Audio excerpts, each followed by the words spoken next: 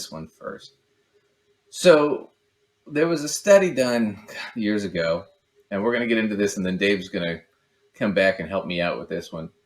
And it was the things you need to do not to be poor. Now, this is a little TikTok clip from Ben Shapiro. You know, oh my, okay. You know who he is, right? Ultra conservative. Ben Shapiro explains to you how not to be poor and why being poor is all on you. Here are the 3 rules. You want to be rich in America? You want to do well in America? You want to put aside the whining about the system? Again, you point out to me an individual instance of racism, I will stand next to you and fight it. But if you want to whine about America, no good.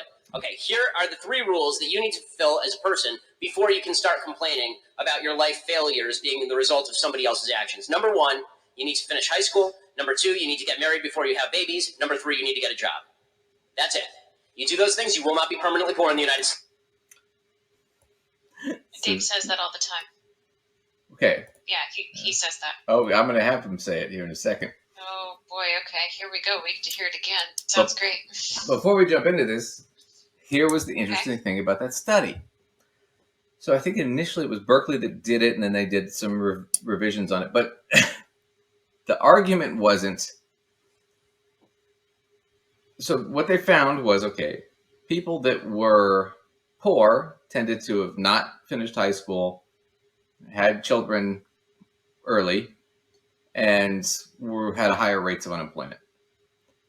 What Berkeley did not say was these things caused them to be poor.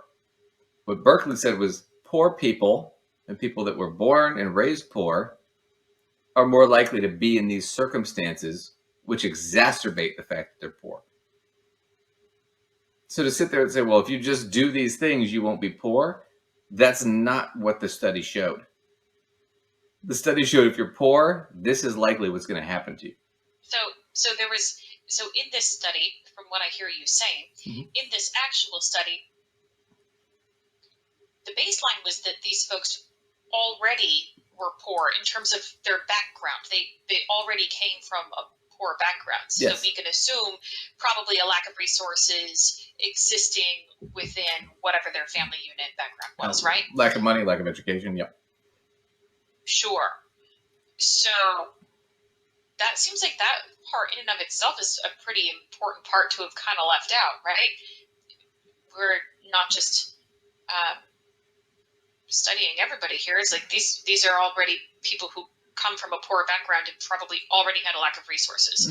So to suddenly make these other things to try to turn them into a cause when it's a whole group, it's not like you took a group of people that didn't already have poverty in their background and you have people from upper, middle, and poor backgrounds, and we're studying all of them, and then these are the 3 things that came out. We're taking a lot of people who already had this going on. Right. Well, let me put it this way.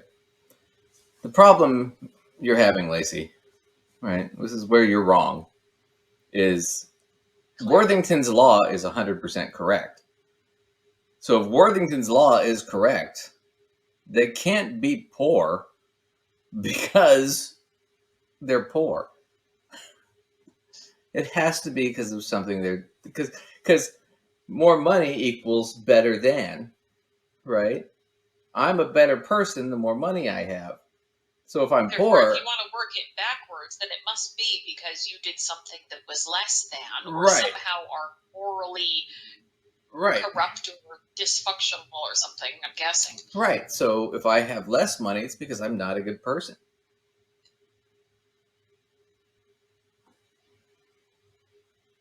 That's why we have to spin it this way. And that's why we're doing Worthington's Law. This is going to be a thing we're going to do over and over and over again because this comes up all the time in finance. They bring up Worthington's Law and they don't even know they're doing it.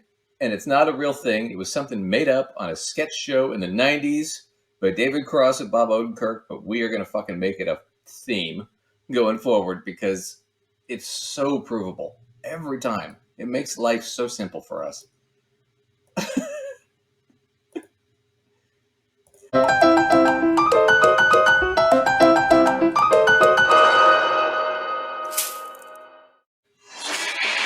Right.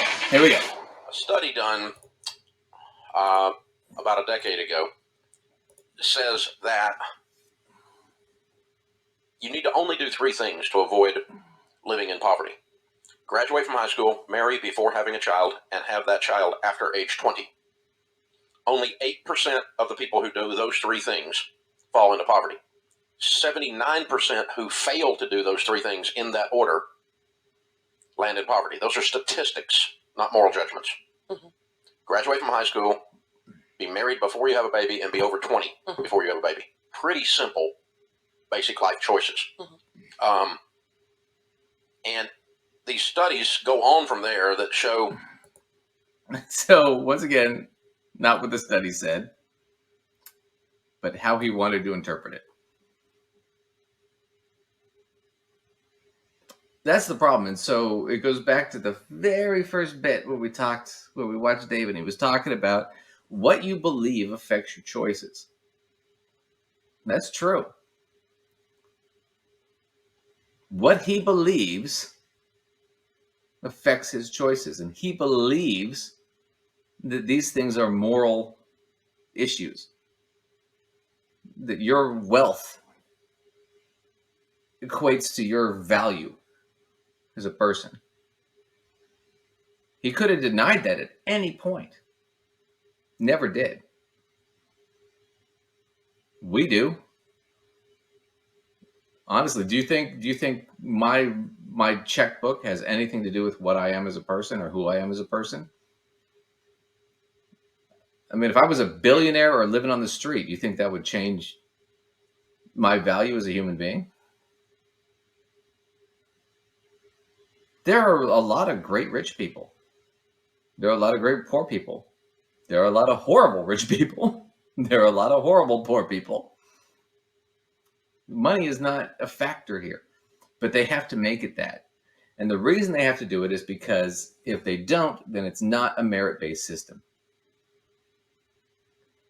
So Dave didn't really earn his money. He got lucky.